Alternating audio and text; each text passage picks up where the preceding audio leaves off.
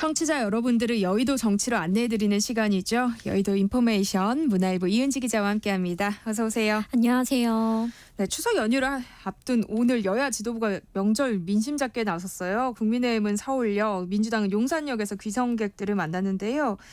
이런 귀성 인사 장소에도 정치적 메시지가 담겨 있는 거죠. 네, 맞습니다. 국민의힘은 당초에 서울 만남의 광장을 명절 인사 장소로 고려를 했는데요. 바로 뒤에 일정과 동선을 고려해서 예년처럼 서울역으로 바꾸게 됐습니다. 서울 만남의 광장 역시 기차역이 아닌 고속도로 휴게소란 점만 다를 뿐 국민의힘의 텃밭인 영남으로 가는 경부선 방면으로 이동하는 차량들이 주로 들르는 장소예요. 네. 그래서 한동훈 대표와 지도부는 오늘 오전 9시 반에 추석 귀성 인사를 이제 서울역에서 한 뒤에 11시에는 서울 관악구의 아동복지센터를 찾아가 봉사활동을 했습니다. 추경호 원내대표는 이태원 참사 기억 소통 공간을 찾아 유족들을 위로했는데요.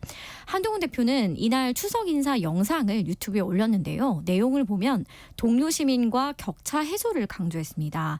이제 본인이 계속 트레이드 마크로 밀고 있는 두 가지인데요. 한 대표는 추석 당일에는 소방청과 경찰청을 각각 찾아서 연휴에도 일하는 공무원들을 격려할 예정입니다.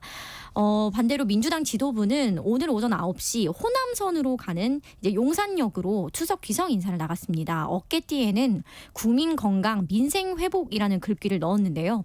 윤석열 정부의 의료 대란과 민생 경제 악화를 우회적으로 직격한 겁니다.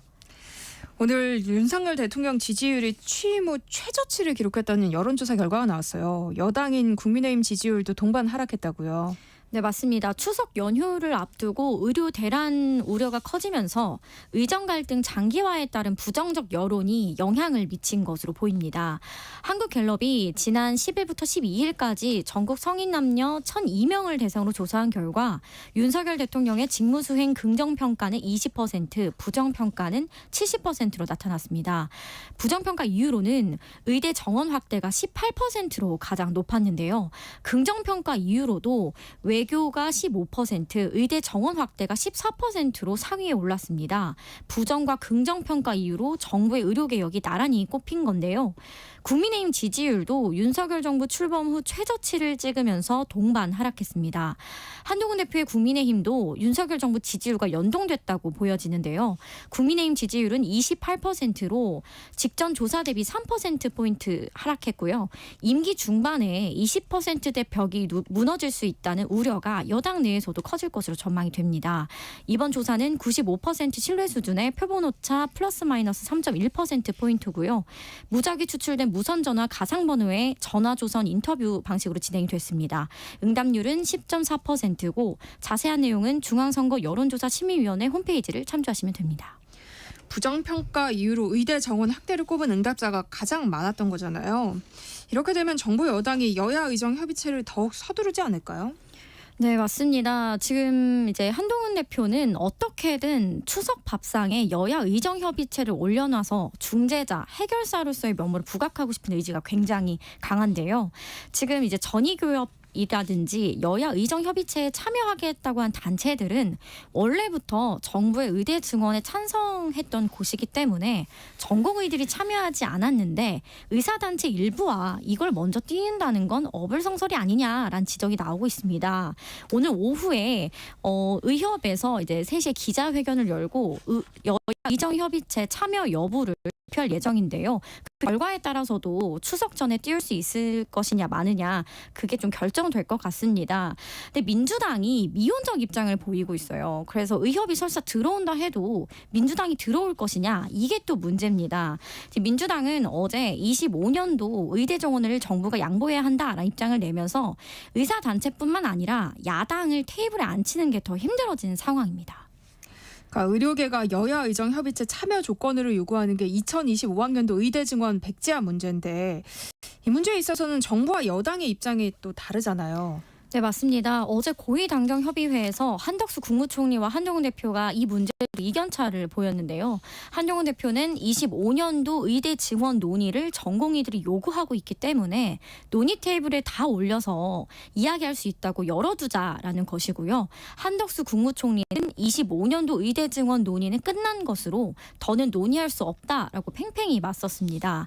사실은 한 대표도 25년도 의대 증원 조정이 쉽지 않다는 거를 인지하고 있지만 이제 전공의들과 의사들을 안치고자 하는 포석인데요. 정부와 엇박자를 내면서 한동훈 대표도 상황이 그렇게 한가한가요? 라는 날선 발언을 보이기도 했습니다.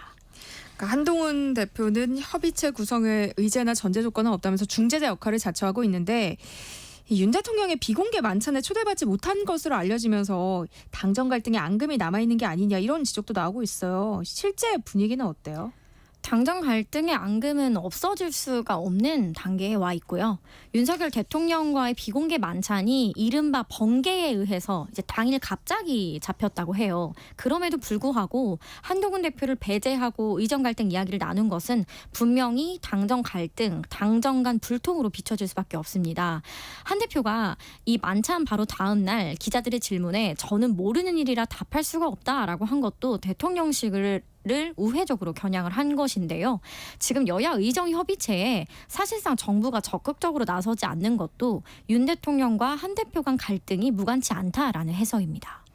민주당은 여야 의정 협의체 구성과 관련해서 이른바 3대 요구안을 내놓은 상황이잖아요.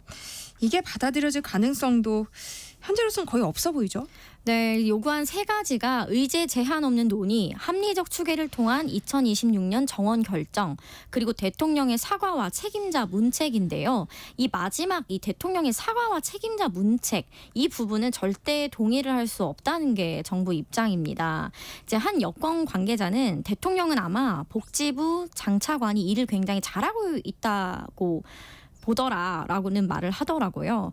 그래서 이제 본인은 이제 의료 개혁이 지난 정부에서도 되지 못했는데 자신이 칼을 뽑아도록 하기 때문에 사과할 이유가 없다고 보고 있고요. 책임다 문책 같은 경우도 그러면 이 의료 개혁에 실책이 있다는 것을 인정하는 모양새가 되기 때문에 이 부분을 물러설 수 없다는 입장입니다. 그리고 복지부 장차관을 바꾸는 게 과연 이 사안의 본질이냐? 아니다. 바꿔도 의사들이 논의 테이블에 앉을 것이냐? 그거엔 동의할 수 없다라는 게 또 정부 입장입니다. 사실 민주당은 어제 열렸던 국회 본회의에서 김건희 여사 특검법과 이 최상병 특검법을 표결에 붙일 계획이었는데요. 추석 밥상 민심을 고려한 계획이었겠죠. 그런데 우원식 국회의장이 법안 처리를 일단 추석 이후로 미뤘어요. 여기에는 어떤 배경이 있었던 걸까요? 역시 의정 갈등이 가장 큰 이유일 텐데요. 이 추석 때 의료 대란이 우려되고 있는데 그 전에 여야 의정 협의체 출범에 집중해야 한다는 게 우원식 의장이 결단한 가장 큰 이유입니다. 추석 전에 정쟁의 소지가 될 수 있는 특검 법안을 민주당이 단독 처리할 경우에 여야 의정 협의체 추진도 깨질 수밖에 없고 추석 밥상에도 민주당의 특검법 단독 처리와 국민의힘의 거센 반발, 또다시 싸우는 모습만 올라갈 수 있다는 우려가 컸다고 보여집니다. 일각에서는 만약 추석 연휴 직전에 특검법 2개를 올리게 되면 국민의힘이 이를 막기 위한 이제 무제한 토론이죠. 필리버스터를 하게 될 수도 있는데 그렇게 되면 의장은 물론 여야 의원들이 모두 국회에 발이 묶이게 될 수 있어서 그러한 현실적 이유를 고려한 건 아니냐 이런 해석도 일각에서 나옵니다.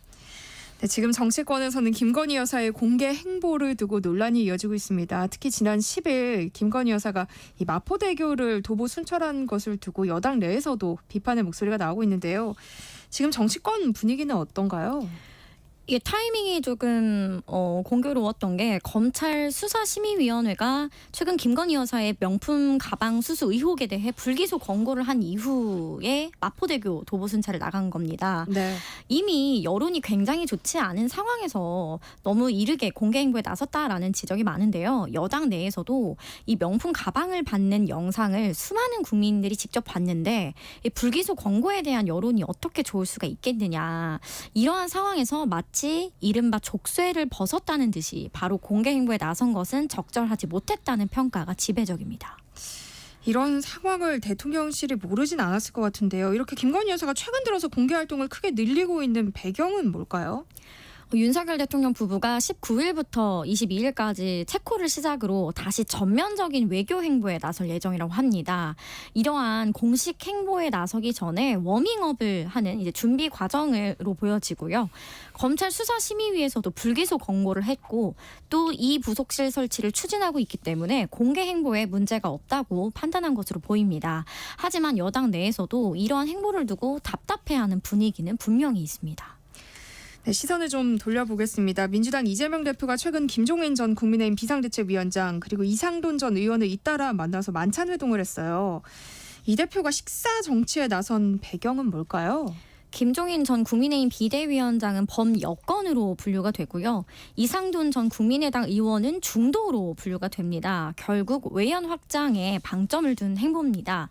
특히 주목할 만한 점은 두 사람 모두 이재명 대표가 먼저 식사를 제안해서 이뤄진 것으로 알려졌는데요. 원래 이재명 대표가 굉장히 샤이한 스타일이라서 외부 인사들과 많은 접촉을 하는 편은 아니라고 알려져 있어요. 그럼에도 불구하고 본격적인 이 식사 정치로 대권으로 가기 위한 중도 외연 확장 또 자신의 포용력을 보여주는 것으로 해석이 됩니다. 네, 일부 야당 의원들이 윤석열 대통령 탄핵 준비 의원 연대를 결성했잖아요. 당내에서마저 너무 성급한 게 아니냐 이런 비판이 나오고 있다는데요. 이런 움직임은 또 어떻게 봐야 할까요? 네, 더불어민주당과 조국혁신당, 진보당, 사회민주당 소속 일부 의원들이 당을 초월해서 만든 야당 의원들의 모임입니다. 네. 그런데 이는 이재명 대표를 도와주는 행보라기보다는 개별 의원들이 탄핵을 원하는 자신의 지지층을 결집하고 소구하려는 활동으로 보는 게 중론이고요. 벌써 대통령실에서는 이를 두고 이재명 대표 방탄연대냐라는 비판이 나왔는데 지금 윤석열 대통령의 지지율이 이미 추락하고 있는 상황에서 여론이나 국민들로부터 만들어진 것이 아니라 국회에서 야당이 먼저 탄핵 이야기를 꺼내드는 것은 그렇게 좋은 전략이 아니라고 민주당 내 많은 의원들이 생각하고 있습니다. 네. 민주당이 오는 24일 금융투자소득세 유예 문제를 논의하기 위한 공개 토론회를 열 것으로 알려졌는데요. 이 자리에서는 좀 단일화된 안이 나올 수 있을까요? 아직 10여일 시간이 남아 있기 때문에 그 사이에 어떤 변화가 있을지 모르겠지만요. 현재로서는 이 24일 토론회에서 단일화된 안을 내기는 어렵다고 보여집니다. 지금 민주당 진성준 정책위의장과 이소영 의원이 각각 금투세 시행이냐 유예냐를 두고 장외 설전을 벌이고 있는데요. 그만큼 당내 이견차가 굉장히 극심한 상황입니다. 이재명 대표는 유예 혹은 일부 완화한다는 안을 생각하고 있는데 이 공개 토론회를 여는 것도 이러한 당내 갈등을 밀실에서 해결하고 조율하다가는 탈이 날 수 있는 문제이기 때문에 공개 토론을 통해서 여론에 맡기자는 의도가 크다고 보여집니다. 그리고 이재명 대표 측에서는 이 여론의 방향은 금투세 유예에 더 실리지 않겠냐라고 보고 있습니다. 이런 가운데 이재명 대표가 어떤 선택을 하던 정치적 역풍이 적지 않을 것이라는 전망도 나오고 있어요. 만약 금투세 유예를 결정할 경우에는 조국 혁신당과의 관계에도 상당한 영향을 줄 것 같은데요. 어떻게 보세요? 결국 대권으로 갈 것이냐 아니면 이 민주당 대표에 머물러 있을 것인가 이 딜레마에 빠질 수밖에 없는 상황이고요. 근데 다만 이재명 대표의 장점이다 단점을 타협이라고 정치권에서 이야기를 하더라고요. 원칙주의보다는 실리를 중시하는 사람이기 때문에 절대 민주당에서 못할 것 같은 결정도 할 수 있는 사람이라는 거예요. 그래서 금투세 유예를 만약 결정하게 되더라도 그 논리와 책임을 충분히 감수하고서 할 것이다. 그리고 본인이 중도 확장을 통해서 대권 주자로 가는데 굉장히 중요한 분기점으로 본인도 인식을 하고 있다고 합니다. 그래서 금투세 자체를 반대하는 게 아니라 이 지금 자본시장은 비정상적이기 때문에 여기에 금투세를 시행하게 되면 굉장히 많은 부작용이 뒤따른다. 이러한 논리로 지지층을 설득할 것으로 보이고요. 또 이게 금투세 시행이 민주당 당원과 지지층 모두의 단일된 의견이라고 보지도 않고 있어요. 그리고 사실 조국혁신당과 관계가 틀어진다고 해도 결국은 지향이 같고 조국혁신당은 홀로 할 수 있는 일이 없기 때문에 사실상 민주당이 추진하는 김건희 특검법에 반대하진 않을 거잖아요. 그래서 그런 문제는 크게 고심을 하고 있지 않는데요. 다만 조국혁신당이 10월 이제 호남 보궐선거에서 민주당에 대비해 선명성을 부각하는 데는 적극 이용할 가능성이 있습니다. 네, 문화일보 이은지 기자와 함께했습니다. 고맙습니다.